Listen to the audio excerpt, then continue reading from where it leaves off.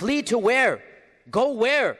You are the ones who have locked them up for over 25 years. You are the ones who have dehumanized them. You are the ones who have kicked them out of their lands 80 years ago, and their grandchildren and great-grandchildren have never lived the lives of normal human beings. And what we are seeing right here, we must call this out for what it is. This conflict that we are seeing is not between two equivalent groups of people, not at all.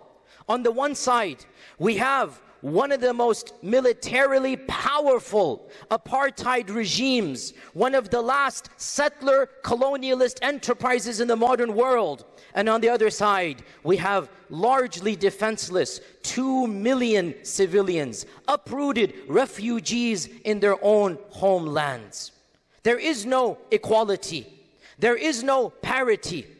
We are literally witnessing in real live time on the media, from our politicians, from our president, all the way down, from so many celebrities, from so many voices of power, the blatant and continued dehumanization of the one side, the ignoring of the plight of one side, and that side is Palestinian and Muslim.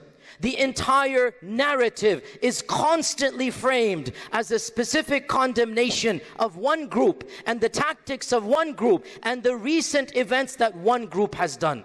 Go listen to every interview. Go look at every press release. Go look at what our own president has said. It always hones in on the tactics of one group. We condemn this. Do you condemn that? Very well. That is a fair question to ask.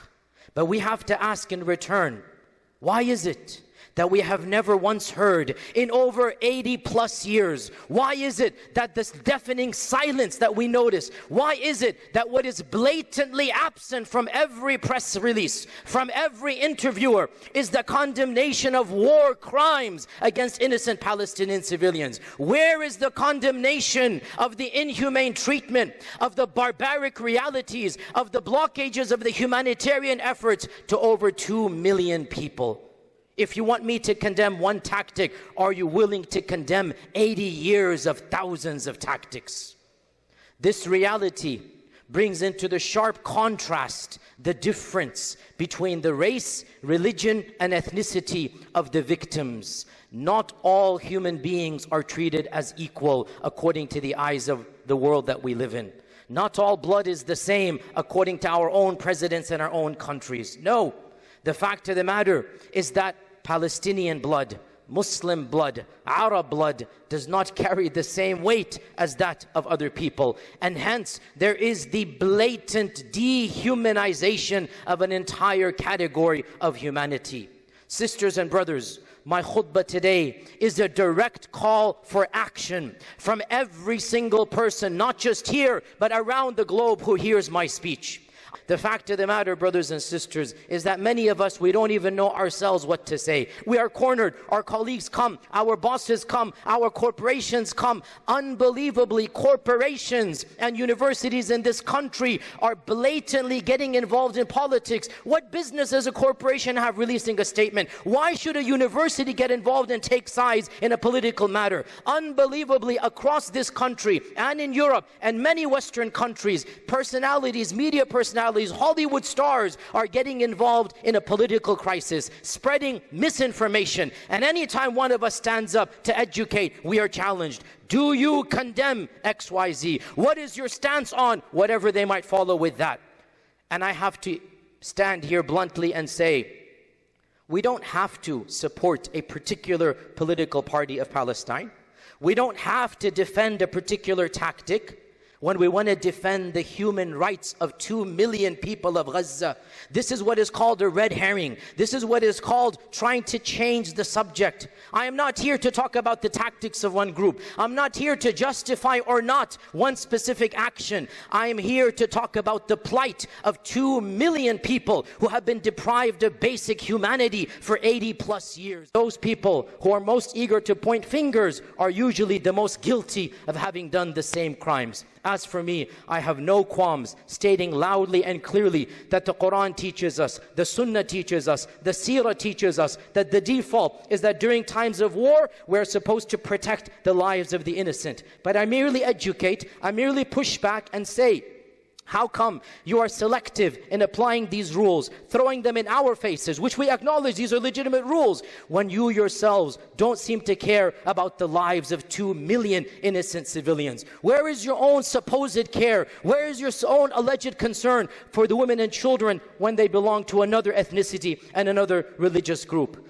Muslims, always remember this reality in this land. You don't need to be a Muslim to sympathize with one side. As I said, if the war was somewhat similar, we could understand the bias of each side. But there is no similarity. The fact of the matter is, every neutral person who examines the reality of this situation will come to the same conclusion. Always quote neutral experts and make sure you know these quotes. One of the greatest icons of our century, somebody whom the globe admires, is Nelson Mandela. You know what the problem is, sisters and brothers? The awkward reality. Do you know what the root of the problem is? It's not religion. Frankly, it's not even fully political. The brutal and raw fact of the matter is that so many people on our side of the world, in spite of our education, in spite of our achievements, in spite of we're living in such an enlightened era, so many people are still completely and totally wed to the notion of the superiority of their own race over that of other people. Sisters and brothers, you know, when we criticize Israeli policy, when we criticize aspects of what is happening there, we are accused of anti-Semitism. We are accused, oh, you guys are anti-Semitic.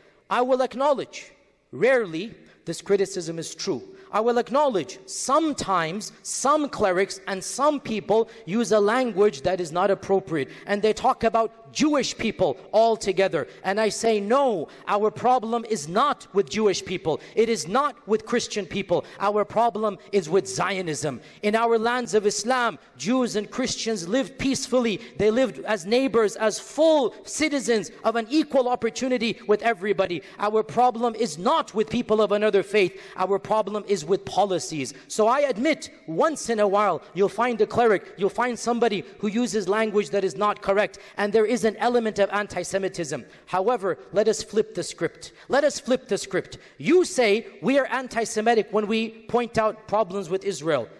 Let me flip the script. How about your Islamophobia?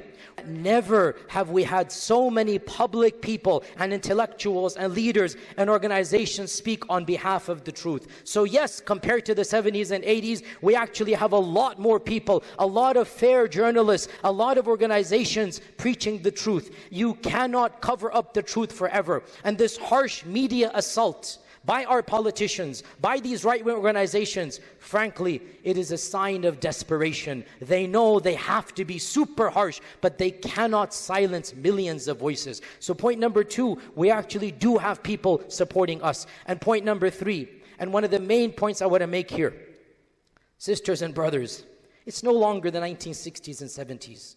The world has changed radically, and one of the things that it has changed in is demographics. We, as American Muslims, are no longer a very small minority. We're still a minority, but you cannot compare to how we were 40, 50 years ago. Within a decade, we American Muslims will be the second largest religion in this country. Right now, we're the third, Christianity, Judaism, then Islam. Within a decade, Muslims are going to be more than any other faith except Christianity. In Canada, in Australia, and in England, Muslims are already the second largest demographics after Christianity. In France, Muslims are definitely the second largest demographics. How then and why should any other group take charge of the narrative when the demographics is changing?